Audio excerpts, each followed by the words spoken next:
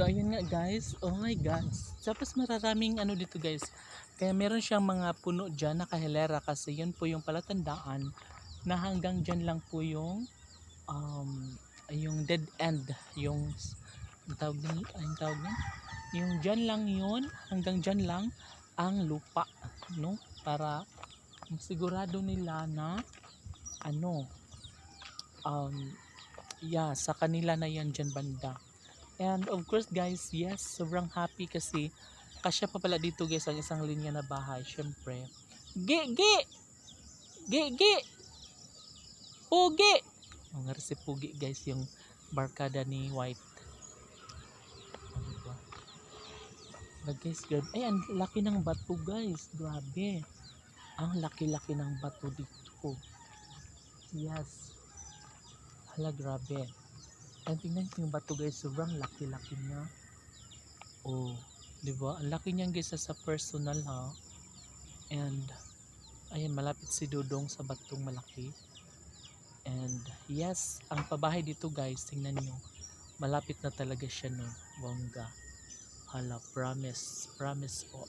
Malapit na siyang magkaroon ng bubong. Ano? So dito guys, banda is ano pa, medyo masukal, marumi pa siya. And dito sa tinatapakan guys is patag at malinis na siya hanggang doon, di ba? Super lapad. And yeah, kasyang kasya na po dito ang mga pabahay. I think guys, ang dito kasi yung dead end dito is pa ganun kasi, tapos pagdating dun sa may kawayan, paakyat na naman pa ganun. So medyo malawak ang doon banda sa may basketball court, no?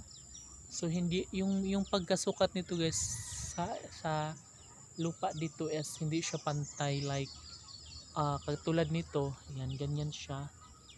Ayan, makita niyo yung mga bakal dyan. Tapos pagdating sa kawayan is pataas na siyang pag ganun, which is malaki pa yun dun guys, ang pinaka dead end niya. So pag tinayuan siya ng bahay, marami na talaga dun sa taas, no? So sige na lang kasi basta kasya pa naman lahat ng mga pabahay dyan, no?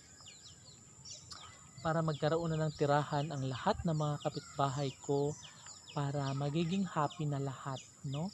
Kasi iba pa rin guys ang merong mga puloy-anan, mga tirahan, para mas magiging happy, para magkaroon ng masaya, no, na pamilya, magkakaisa, no? At syempre maganda rin naman ang bahay guys, kaya sobrang maganda dito pag matapos kasi nga para siyang subdivision talaga, no? So dito guys banda, ayan, 'di ba? Yung pabay sa baba, o 'di ba? Perfectly. And sana matapos na ito as soon as possible, 'di ba?